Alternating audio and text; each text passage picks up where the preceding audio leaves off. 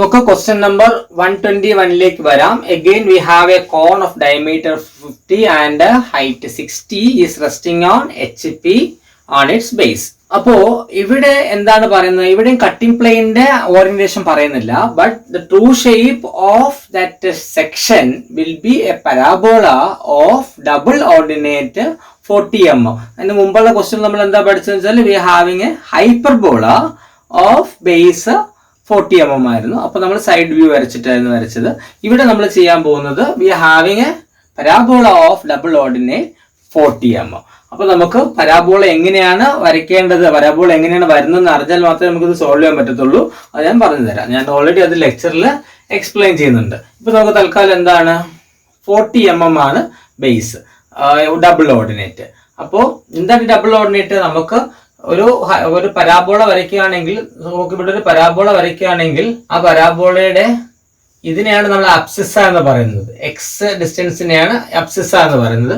ഇതിനെയാണ് നമ്മൾ എന്തെന്ന് പറയുന്നത്? ഡബിൾ ഓർഡിനേറ്റ് എന്ന് പറയുന്നത്. അപ്പോൾ ആ ഡബിൾ ഓർഡിനേറ്റ് ആണ് നമുക്ക് ഇപ്പൊ എത്രയായിട്ട് തന്നിട്ടുള്ളത്? 40 ആയിട്ട് തന്നിട്ടുള്ളത്.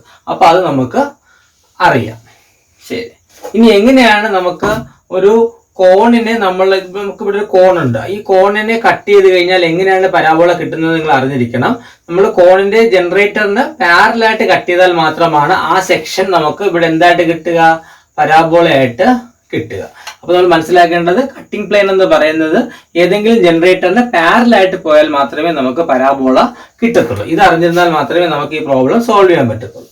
ശരി, അപ്പൊ നമുക്ക് നോക്കാം. അപ്പൊ നമ്മൾ ചെയ്യേണ്ടത് ഇതിനെ കുറച്ച് എക്സ്റ്റെൻഡ് ചെയ്തിട്ട് ഇവിടെ നിന്ന് ഡബിൾ ഓർഡിനേറ്റ് 40 ആയ സ്ഥിതിക്ക് 20 മുകളിലോട്ട് വെക്കുക, 20 താഴോട്ട് എടുക്കുക. അപ്പൊ നമുക്ക് ഈ പരാബോളയുടെ ബേസ് കിട്ടണം. So this is the double ordinate.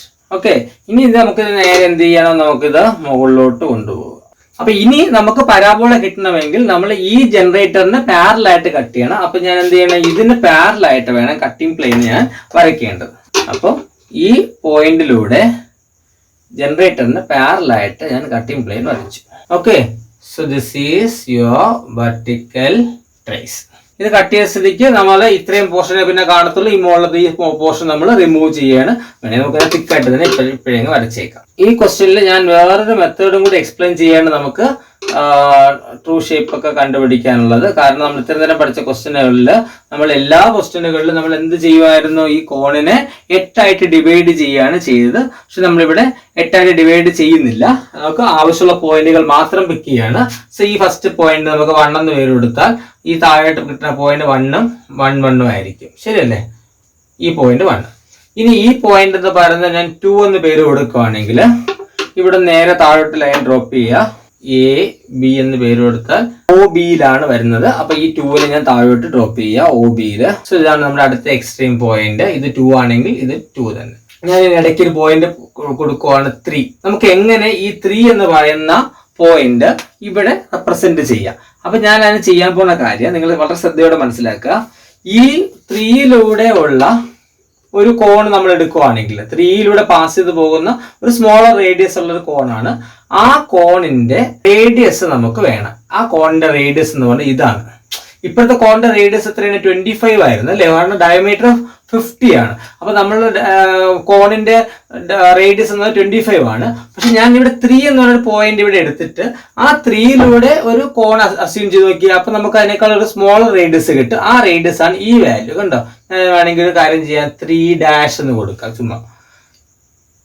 Okay, അപ്പൊ ഈ പറയുന്ന ആക്സിസിൽ നിന്ന് ഈ പറയുന്ന 3' വരെയുള്ള ഡിസ്റ്റൻസ് എടുത്തിട്ട് നമ്മള് കറക്കിയിടാം. ഇവിടെ നമ്മൾ അതിവിടെ താഴെ ഇട്ടു. ഇവിടെ നിന്ന് കൊണ്ടുപോയിട്ട് ഇവിടെ താഴെ കൊണ്ടുവന്നു. ട്രൂ ലെങ്തിൽ കൊണ്ടുപോയിട്ട് ഇവിടെ കൊണ്ടുപോകും.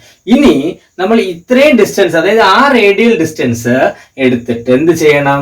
3ന്റെ കൂടെയുള്ള ലൈൻ താഴോട്ട് ഡ്രോപ്പ് ചെയ്യാം.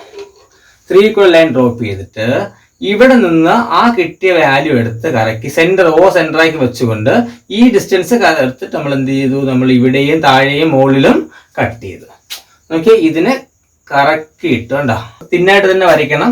വൃത്തികേട് ഇല്ലാത്ത വിധത്തിൽ കോമ്പസ് എടുത്ത് തിന്നായിട്ട് ഡ്രോപ്പ് ചെയ്യുക ഇവിടെയും. അപ്പൊ നമുക്കിവിടെ 3യും 3 1 കിട്ടി. ഓക്കെ, നമുക്ക് ഇടയ്ക്ക് ഇനിയും പോയിന്റ് വേണമെങ്കിൽ നമുക്ക് ഈ പ്രൊസീജിയർ ഇനിയും ചെയ്യാം. എനിക്ക് അതിൻ്റെ ആവശ്യമില്ല. ഞാൻ ഈ പോയിന്റ് 4 എടുക്കാൻ പോവുകയാണ്. 4 സംബന്ധിച്ച് നമുക്കറിയാം, 4ൽ നമ്മൾ ഇതേ പ്രൊസീജിയർ ചെയ്തിട്ടുണ്ട്. 4ൽ കൂടി ലൈൻ ഡ്രോപ്പ് ചെയ്തു, അവിടെ നിന്ന് ലൈൻ താഴോട്ട് കൊണ്ടുവന്നിട്ട് അതിൽ നിന്ന് ഇവിടെ ഡ്രോപ്പ് ചെയ്തിട്ട്, അപ്പൊ നമുക്കിവിടെ 4 ഇതിൽ കൂടി നമുക്കൊരു സ്മൂത്ത് കർവ് വരയ്ക്കാം. That will be the top view of the required parabola. So this is the sectional top view. ഇത്രയും പോർഷൻ ഒക്കെ റിമൂവ് ചെയ്യാണ്. പിന്നെ ഈ കർവും നമ്മൾ തിക്കായിട്ട് തന്നെ വരയ്ക്കണം. ഈ ഔട്ടർ കർവ് ഇതുവരെയുള്ളത് 1 വരെയുള്ള ഡിസ്റ്റൻസ് ഇത്രയും തിക്കായിട്ട് വരയ്ക്കുക. ദെൻ നമുക്ക് ട്രൂ ഷേപ്പ് കിട്ടാൻ വേണ്ടി നമ്മൾ ഇവിടെ നിന്ന് യൂഷ്വൽ പ്രൊസീജിയർ തന്നെയാണ്, പെർപെൻഡിക്കുലേഴ്സ് ഡ്രോപ്പ് ചെയ്യുക. എന്നിട്ട് ഡിസ്റ്റൻസുകൾ എടുക്കുക. എക്സ് വൈ ലൈനിൽ നിന്ന് 1 ഡിസ്റ്റൻസ് എടുക്കുക. എക്സ് വൈ ലൈനിൽ നിന്ന് 3 ഡിസ്റ്റൻസുകൾ എടുക്കുക.